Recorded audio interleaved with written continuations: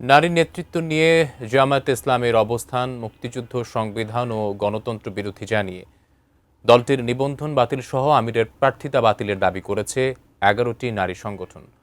অন্যদিকে জামায়াতের নারীবান্ধব ইশতেহারকে প্রশ্নবিদ্ধ করতেই একটি মহল উদ্দেশ্যমূলকভাবে অপপ্রচার চালাচ্ছে বলে মন্তব্য করেছেন জামায়াত নেতা এহসানুল মাহবুব জুবায়ের। আরও জানাচ্ছেন মাহফুজা মুসলিহি।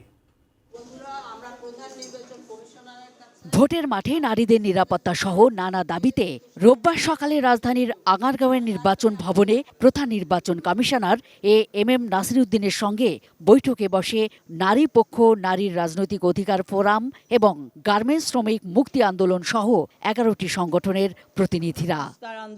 কোয়ালিটি সম্পন্ন আন্তর্জাতিক মানের still bar CSRM, committed for better still.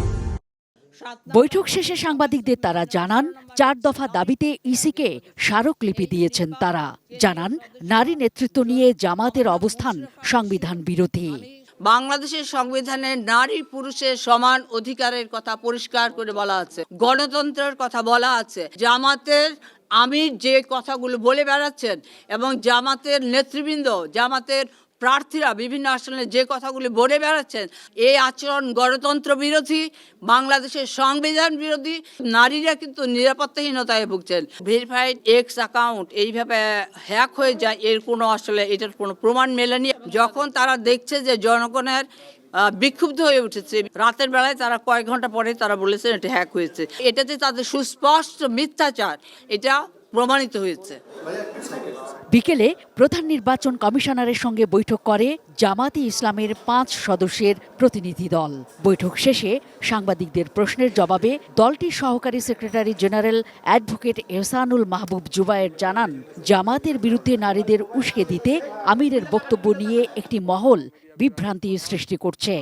আমাদের যে ম্যানিফেস্টো দিয়েছি সেখানে দেখবেন নারীদের জন্য আমরা সর্বোচ্চ সুযোগ সুবিধাগুলো অগ্রাধিকার ভিত্তিতে বাস্তবায়ন করব। আমরা সেই প্রতিশ্রুতিগুলো দিয়েছি। এইটাকেই ভিন্ন খাতে প্রবাহিত করার জন্য একদল লোক উদ্দেশ্য প্রণোদিতভাবে নারীদের ব্যাপারে আমাদের বক্তব্যকে মিথ্যাচার করছেন, যেটা আমিরে জামাতের টুইটার অ্যাকাউন্টটা হ্যাক করা হয়েছিল।